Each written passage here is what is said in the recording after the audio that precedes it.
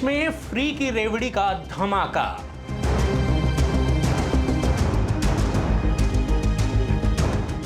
Tax payers की जेब पर फिर पड़ेगा डाका।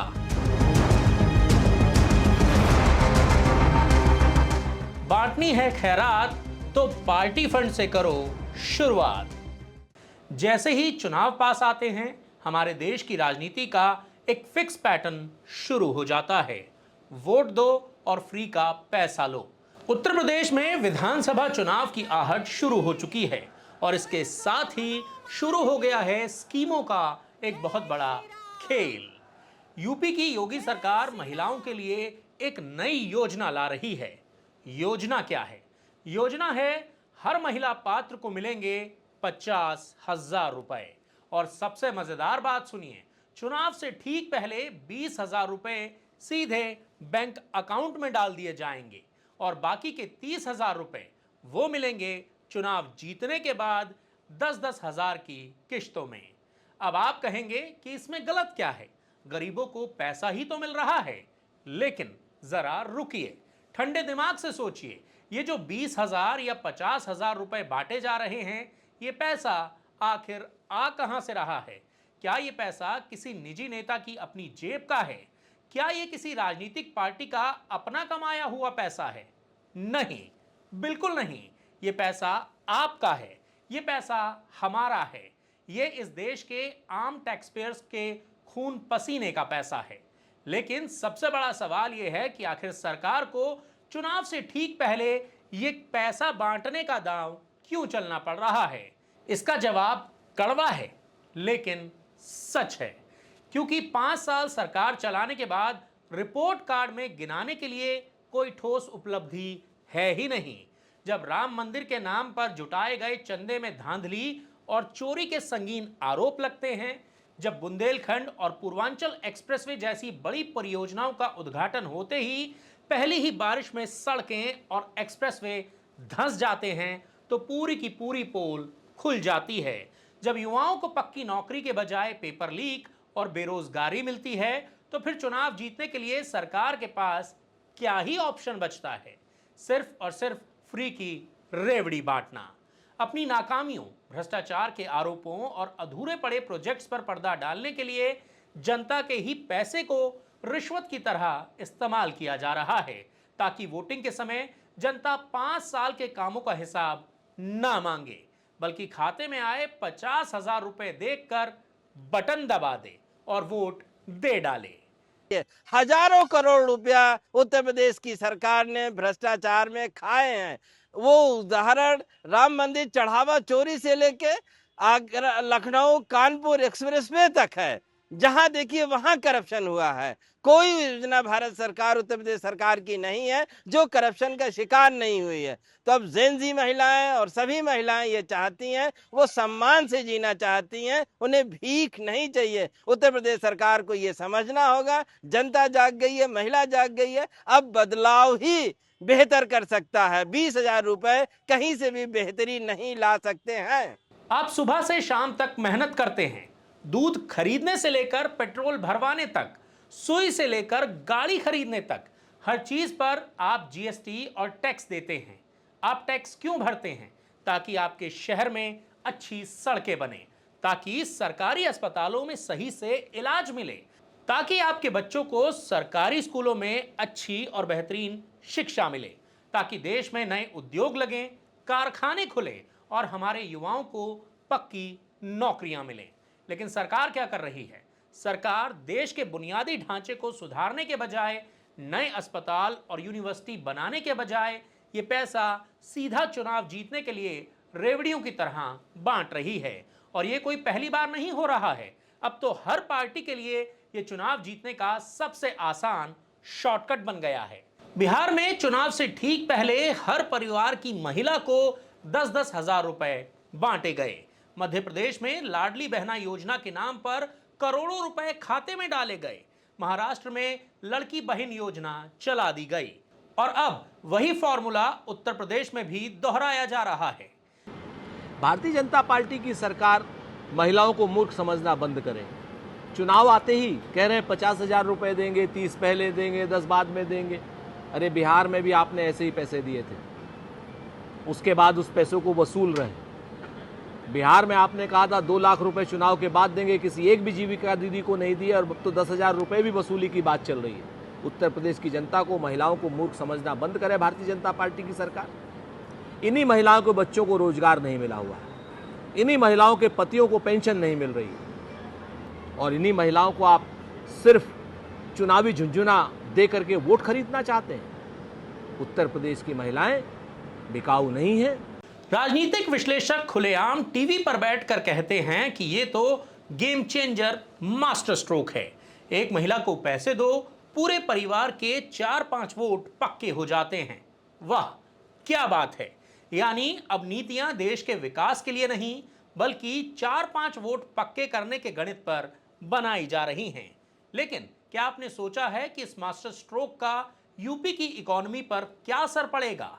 जब सरकारें वोट के लिए अरबों खरबों रुपए मुफ्त में बांटेंगी तो आखिर ये पैसा आएगा कहां से?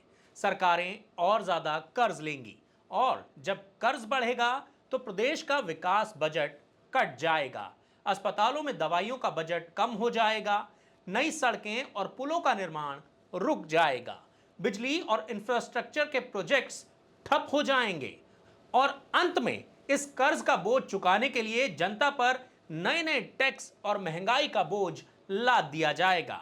यानी आज जो 20,000 रुपए आपके खाते में डाले जा रहे हैं, कल महंगाई और टैक्स के रूप में आपसे 40,000 रुपए वसूल किए जाएंगे। ये इकोनॉमी को सुधारना नहीं, बल्कि उसे तबाही और बर्बादी की गर्त में धकेलना है। अब सवाल एकदम सीधा और सपाट है। अगर चुनाव जीतने के लिए जनता को पैसे ही बांटने हैं तो आप अपनी पार्टी के चंदे से क्यों नहीं बांटते? आपकी पार्टियों के पास हजारों करोड़ों रुपए का पॉलिटिकल फंड जमा होता है। देश भर से जो चंदा आपकी पार्टियों को मिलता है, उस पैसे से अपनी योजनाओं को चलाइए ना। आखिर क्यों नहीं चलाते? अपनी पार्टी फंड से महिलाओं को 20-20 हजार रुपए क्या 50,000 दीजिए, 1 लाख रुपए दीजिए, किसी को कोई तकलीफ नहीं होगी। सरकारी खजाने पर डाका क्यों डाला जा रहा है? जनता के टैक्स के पैसे से अपनी पार्टी की चुनावी नैया पार लगाने का हक आपको किसने दिया? आप जनता को आत्मनिर्भर बनाने का दावा तो करते हैं, लेकिन असलियत यह है कि आप उन्हें सरकारी खैरात का आदी बना रहे हैं। अगर सच में महिलाओं को मजबूत करना है तो उन्हें 20,000 रुपए की रेवड़ी देने के बजाय गांव-गांव में इंडस्ट्री क्यों नहीं लगवाई जाती? उन्हें ऐसे हुनर और संसाधन क्यों नहीं देते कि वो हर महीने खुद 20-30 हजार रुपए कमा सकें?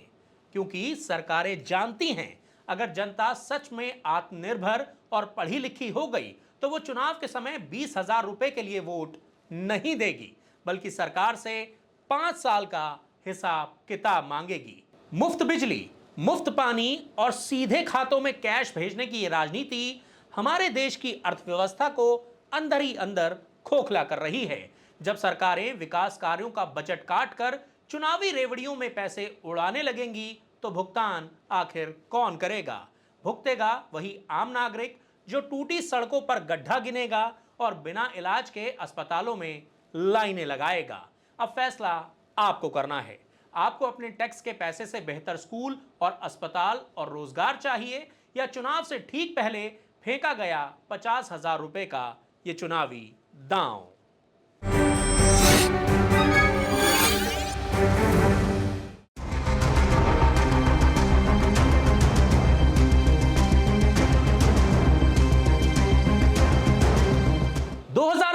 के यूपी विधानसभा चुनाव में अभी थोड़ा वक्त है, लेकिन समाजवादी पार्टी ने अपनी सियासी बिसात बिछाना अभी से शुरू कर दिया है, और इस बिसात का सबसे बड़ा मोहरा बने हैं रामपुर में जेल की सलाखों के पीछे बंद पूर्व मंत्री आजम खान।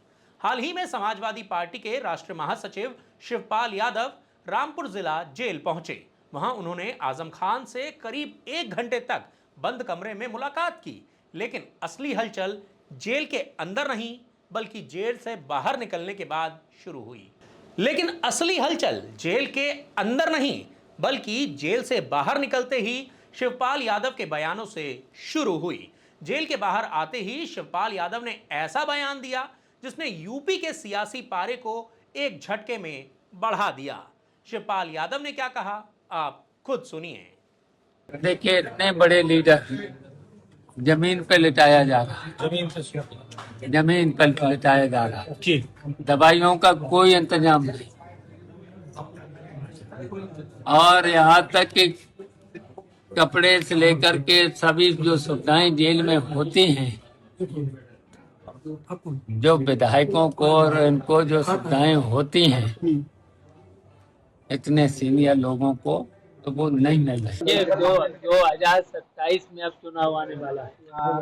जब समाजवादी पार्टी की सरकार बनाएगी तो दूध का दूध, पानी का पानी, तब जिन लोगों ने अगर गलत रिपोर्ट दी तो उनके खिलाफ कार्रवाई हो जाएगी। बिल्कुल, जितने भी झूठे केस अगर लगाए हैं सब वापस। इतना ही नहीं, शिवपाल ने आजम खान का एक संदेश भी पार्टी कार्यकर्ताओं तक पहुंचाया। आजम खान ने कहा कि पूरे यूपी में जाइए, अखिलेश यादव से कहिए कि दौरे करें और हर हाल में 2027 में समाजवादी पार्टी की सरकार बनाएं। अब सवाल उठता है कि क्या यह सिर्फ दो नेताओं की भावुक मुलाकात थी या फिर इसके पीछे खिसकते मुस्लिम वोट बैंक को साधने का एक बहुत बड़ा राजनीतिक मास्टर स्ट्रोक है।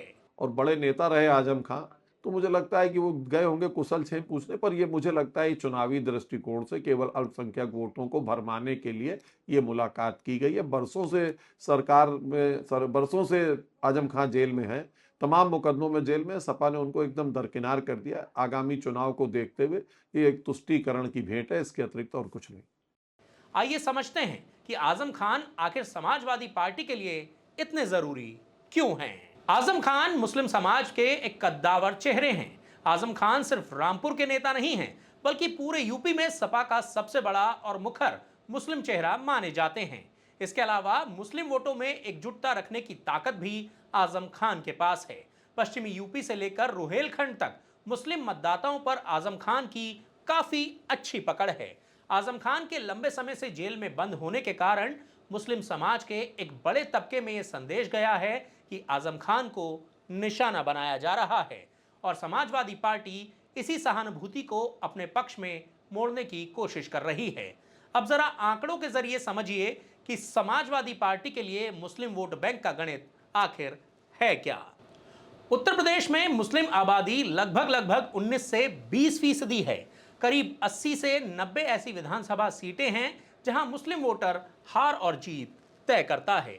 2022 के यूपी विधानसभा चुनाव में सीएसडीएस और राजनीतिक आंकड़ों के मुताबिक समाजवादी पार्टी को लगभग 75 से 80% मुस्लिम वोट मिले थे।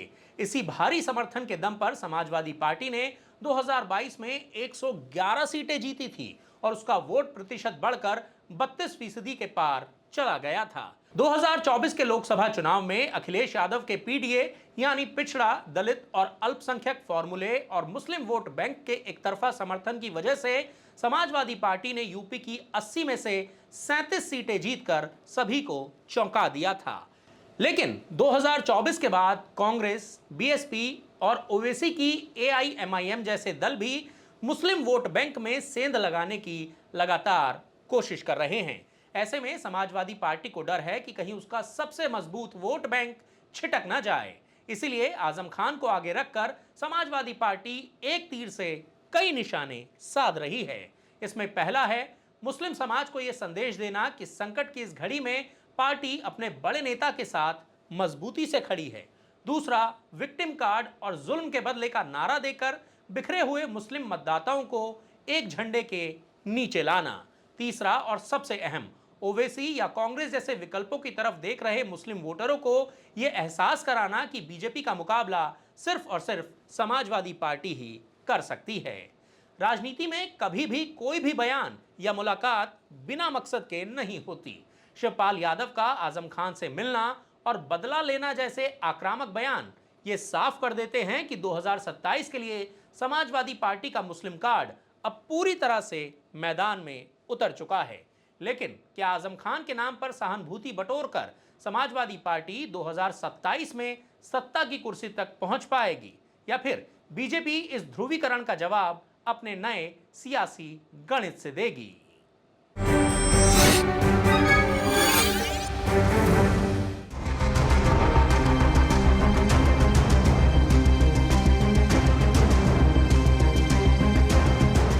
उत्तराखंड की पुष्कर सिंह धामी सरकार अपनी पार्टी के प्रचार प्रसार और विज्ञापनों में हर साल करोड़ों रुपए पानी की तरह बहा देती है। हर चौराहे पर सीएम पुष्कर सिंह धामी के बड़े बड़े होर्डिंग्स लगा दिए जाते हैं। लेकिन सोचिए, अगर प्रचार प्रसार का यही पैसा जनता के काम और खिलाड़ियों के भविष्य पर खर्च किया जाए तो फिर पुष्कर सिंह धामी सरकार को ऐसे ढोल पीटने और विज्ञापनों की जरूरत ही ना पड़े। लेकिन सच्चाई क्या है? सीएम पुष्कर सिंह धामी फीता काटने और फोटो खिंचवाने के लिए तो हर छोटे बड़े कार्यक्रम में पहुंच जाते हैं। जहां कैमरा दिखा, सीएम साहब सबसे आगे मिलेंगे। लेकिन जब उन्हीं के कार्यक्रम में कोई मासूम बच्ची या खिलाड़ी अपनी समस्या बताती है तो उस पर उसे चुप करा दिया जाता है और उसकी आवाज को दबा दिया जाता है। उत्तराखंड के युवा विद्यार्थी मंथन कार्यक्रम के बाद हुआ विवाद इसका सबसे बड़ा सबूत है, जिसने धामी सरकार के खेल विकास के सारे दावों की पोल खोल कर रख दी है। मामला देहरादून की 12वीं की छात्रा और होनहार ताइक्वांडो खिलाड़ी शायरा का है। उन्होंने सीएम पुष्कर सिंह धामी के सामने मंच पर अपनी परेशानी रखी थी। सर, मैं आधे से ज़्यादा टाइम मेरा स्पोर्ट्स में जाता है। मैं अभी जम्मू गई थी ताइक्वांडो का नेशनल खेलने। सर, वहाँ पे मेरा गोल्ड मेडल आया था। वहाँ से मेरा इंटरनेशनल के लिए सिलेक्शन हुआ था सर, लेकिन वहाँ पे पैसे मांग रहे थे। इंटरनेशनल के लिए सिलेक्शन हुआ था, वहाँ पे पैसे मांग रहे थे मुझे 1.5 लाख रुपए, तो जिसकी वजह से मैं इंटरनेशनल खेलने नहीं जा सकी। कार्यक्रम खत्म होते ही सोशल मीडिया पर एक वीडियो वायरल हुआ जिसमें दावा किया गया कि इंटरनेशनल लेवल पर देश का प्रतिनिधित्व करने के लिए इस छात्रा से 1.5 लाख रुपए की रिश्वत मांगी गई। खबर फैलते ही धामी सरकार और खेल महकमे में हड़कंप मच गया। लेकिन इसके ठीक बाद आता है सबसे बड़ा यू टर्न। मामले ने तूल पकड़ा तो शायरा का एक और नया वीडियो जारी कराया गया जिसमें उसने सफाई देते हुए कहा, रोमानिया में होने वाले इंटरनेशनल टूर्नामेंट का कुल खर्च 3,70,000 रुपए था। एक प्राइवेट संस्था ने 1,70,000 रुपए की मदद की थी, बाकी के करीब 2 लाख रुपए मुझे जुटाने थे। शायरा ने कहा कि किसी अफसर ने रिश्वत नहीं मांगी, बल्कि पैसों का इंतजाम ना होने और घर की आर्थिक तंगी की वजह से वो टूर्नामेंट खेलने के लिए नहीं जा सकी। गुड आफ्टरनून, मेरा नाम शायरा है। मैं CNI गर्ल्स स्कूल में 12वीं की छात्रा हूँ। मैं 10 तारीख को CM सर के प्रोग्राम में गई थी, जहाँ पे अपने में पूरी बात रख नहीं पाई, इसलिए अब रख रही हूँ।